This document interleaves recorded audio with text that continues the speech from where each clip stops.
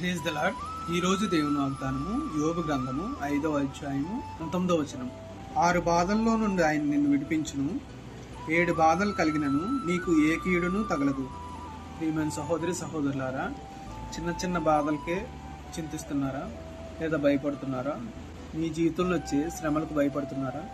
దేవాదేవుడు చెప్తున్న మాట, శ్రమల యందు ఓర్పు కలిగించుటకే దేవాదేవుడు మీ జీవితంలో శ్రమలు అనుమతిస్తున్నాడు తప్ప మరేమీ కాదు.